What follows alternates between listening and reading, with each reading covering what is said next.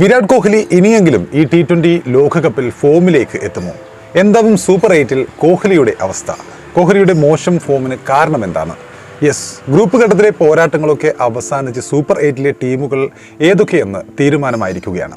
T20 ലോകകപ്പിന്റെ ആവേശം super 8-ലേക്ക് കടക്കുകയാണ്. ഇനി ഇന്ത്യൻ ടീമിനെ സംബന്ധിച്ച് സൂപ്പർ 8-ൽ ഇനി കാര്യങ്ങൾ എളുപ്പമാവുമോ എന്നതാണ് ഏറ്റവും പ്രധാനപ്പെട്ട ചോദ്യം.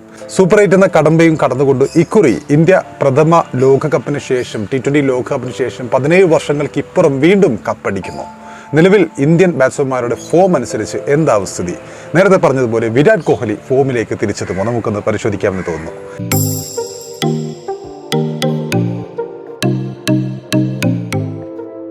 ഈ T20 ലോകകപ്പിൽ രാജകീയമായി തന്നെ ഒരൊറ്റ തോൽവി പോലും അറിയാതെ രാജകീയമായി തന്നെ പാകിസ്ഥാൻ അടക്കമുള്ള ടീമുകളെ തകർത്തതിനു ശേഷമാണ് ഇന്ത്യ സൂപ്പർ 8-ൽ പ്രവേശിച്ചിരിക്കുന്നത്. കാനഡയ്ക്കെതിരായ മത്സരം മഴ കാരണം ഉപേക്ഷിക്കുകയും ചെയ്തു. ഇന്ത്യ സൂപ്പർ 8-ൽ പ്രവേശിക്കുമ്പോൾ വലിയ വെല്ലുവിളിയായിട്ടുള്ളത് ബാറ്റ്സ്മാൻമാരുടെ മോശം ഫോം തന്നെയാണ്, പ്രത്യേകിച്ചും വിരാട് കോഹ്ലിയുടെ മോശം ഫോം. കോഹ്ലി നമുക്കറിയാം 3 മത്സരങ്ങളിൽ നിന്നും 5 റൺസ് മാത്രമാണ് അദ്ദേഹത്തിന് ഗ്രൂപ്പ് ഘട്ടത്തിൽ നേടാൻ കഴിഞ്ഞത്. കോഹ്ലിയുടെ T20 ലോകകപ്പ് ചരിത്രത്തിലെ ഏറ്റവും മോശം പ്രകടനമാണിത്. നമുക്കറിയാം ഇന്ത്യയുടെ T20 ലോകകപ്പ് ചരിത്രം എടുത്തു നോക്കുകയാണെങ്കിൽ ഏറ്റവും കൺസിസ്റ്റൻ്റായി റൺസ് എടുത്തിട്ടുള്ള താരമാണ് കിങ് കോഹ്ലി. 2012-ൽ ഗ്രൂപ്പ് ഘട്ടത്തിൽ 2 മത്സരങ്ങളിൽ നിന്നും 90 റൺസാണ് വിരാട് നേടിയിരുന്നത്. 2014-ൽ 4 മത്സരങ്ങളിൽ നിന്നും 170 റൺസ് കോഹ്ലി നേടിയപ്പോൾ 16-ൽ 4 മത്സരങ്ങളിൽ നിന്നും 184 റൺസും അടിച്ചെടുക്കുകയുണ്ടായി. 2021-ൽ 3 മത്സരത്തിൽ 68 റൺസ് എടുത്ത കോഹ്ലി 2022-ൽ 5 മത്സരങ്ങളിൽ 246 റൺസ് നേടുകയുണ്ടായി. പക്ഷേ ഇത്തവണ 3 മത്സരങ്ങളിൽ നിന്നും 5 റൺസ് മാത്രമാണ് അദ്ദേഹത്തിന് നേടാനായത്.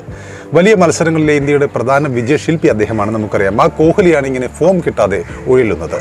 ഇനി കോഹ്ലിയെ പഴയ പോലെ വൺ ഡൗണായി തന്നെ ഇന്ത്യ ഇറക്കുകയും യശസ്വി ജയ്സ്വാളിനെ ഓപ്പണറായി ഇറക്കുകയും ചെയ്യുമോ എന്നാണ് കണ്ടറിയേണ്ടത്. ഓപ്പണറായി ഇറങ്ങുന്ന കോഹ്ലി ഫ്ലോപ്പ് ആകുമ്പോൾ രോഹിത് ശർമ്മയും അത് ബാധിക്കുന്നുണ്ട്. രണ്ടുപേരും ഈ പറഞ്ഞതുപോലെ ചെറിയ സ്കോറിൽ പുറത്താവുമ്പോൾ ഇന്ത്യക്ക് പവർ പ്ലേ മുതലാക്കാൻ സാധിക്കാതെ വരികയും ചെയ്യുന്നു. സൂപ്പർ 8-ൽ മിനിമം 2 മത്സരങ്ങളും ഇന്ത്യക്ക് ജയിക്കേണ്ടിയിരിക്കുന്നു. പവർ പ്ലേ മുതലാക്കാൻ സാധിക്കാതെ പോയാൽ വലിയ മത്സരങ്ങളിൽ അത് ടീമിനെ ആകെ പ്രതികൂലമായി ബാധിക്കുമെന്ന് ഉറപ്പാണ്. ഇക്കാരണത്താൽ തന്നെ കോഹ്ലിയുടെ ഫോമിലേക്കാണ് എല്ലാവരും ഇപ്പോൾ ഉറ്റുനോക്കുന്നത്. അമേരിക്കയിലെ പിച്ചിലെ എക്സ്ട്രാ ബൗൺസും പേസും മനസ്സിലാക്കാനും അതിനനുസരിച്ച് പൊരുത്തപ്പെട്ട് കളിക്കാനും വിരാട് കോഹ്ലിക്ക് സാധിച്ചില്ല എന്ന് നമുക്ക് കാണാൻ സാധിക്കും. ഓപ്പണർ ആകുമ്പോൾ അതുപോലെ തന്നെ അതിവേഗം റൺസ് ഉയർത്തേണ്ടതിനാൽ അദ്ദേഹം തൻ്റെ സ്ഥിരശൈലി മാറ്റിയിരുന്നു. ഇതാണ് അദ്ദേഹത്തിൻ്റെ മോശം ഫോമിന് ഏറ്റവും പ്രധാനപ്പെട്ട കാരണം തുടക്കത്തിൽ തന്നെ അടിച്ചു കളിക്കാൻ ശ്രമിച്ച് വിക്കറ്റ് പോകുന്ന കോഹ്ലിയാണ് കഴിഞ്ഞ മത്സരങ്ങളിലൊക്കെയും നമ്മൾ കണ്ടത്.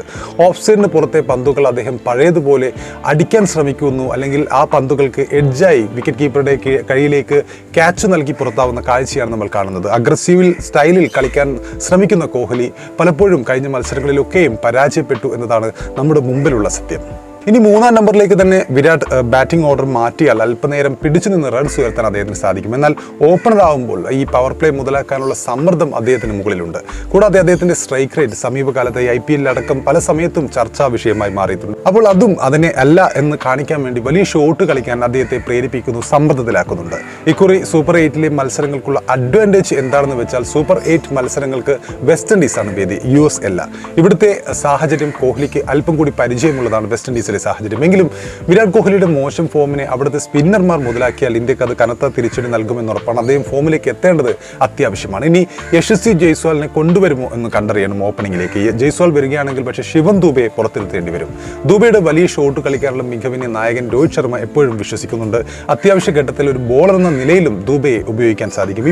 ഇക്കാരണത്താൽ തന്നെ ദുബെ ടീമിൽ വേണം എന്നാണ് ക്യാപ്റ്റൻ രോഹിത്തിന്റെ നിലപാട്. അതുകൊണ്ട് തന്നെ രോഹിത് ശർമ്മ വിരാട് കോഹ്ലിയെ തന്നെ ഓപ്പണറാക്കി ഇറക്കാൻ താല്പര്യം കാട്ടുന്നുണ്ട്. അപ്പോൾ സൂപ്പർ 8-ൽ വിരാട് കോഹ്ലി രോഹിത് ഓപ്പണിംഗ് കൂട്ടുകെട്ട് ഫോമിലേക്ക് ഉയരുമെന്ന് തന്നെ നമുക്ക് പ്രത്യാശിക്കാം. പ്രധാനപ്പെട്ട ടീമുകളിൽ മിക്കവരും ഇപ്പോൾ സൂപ്പർ 8-ൽ പ്രവേശിച്ചിട്ടുണ്ട്. പാകിസ്ഥാനും ശ്രീലങ്കയും ന്യൂസിലാൻഡും ഗ്രൂപ്പ് ഘട്ടത്തിൽ പുറത്തായെങ്കിലും India, Australia, England, West Indies, South Africa എന്നീ വമ്പന്മാരെല്ലാം സൂപ്പർ 8-ലേക്ക് മുന്നേറിയിട്ടുണ്ട്. അതുകൊണ്ട് തന്നെ സൂപ്പർ 8 പോരാട്ടങ്ങൾ ആവേശകരമാവുമെന്ന് ഉറപ്പാണ്. എങ്കിലും വിരാട് കോഹ്ലി ഫോമിലേക്ക് എത്തേണ്ടത് അത്യാവശ്യമാണ്. ഒരുപക്ഷെ US-ലെ പിച്ചിൽ നിന്ന് മാറി വെസ്റ്റ് ഇൻഡീസിലെ പിച്ചിലാണ് കളി എന്നത് കോഹ്ലിയെ സംബന്ധിച്ചിടത്തോളം ഒരു പോസിറ്റീവായ ഘടകമാണ്. ആ വെസ്റ്റ് ഇൻഡീസിലെ പിച്ചുകളിൽ പല മികച്ച ഇന്നിങ്സുകൾ കളിച്ച ചരിത്രമുണ്ട് വിരാട് കോഹ്ലിയുടെ ലിസ്റ്റിൽ. അപ്പോൾ അദ്ദേഹം ഫോമിലേക്ക് തിരിച്ചെത്തും എന്ന് തന്നെയാണ് ആരാധകർ പ്രതീക്ഷിക്കുന്നത്.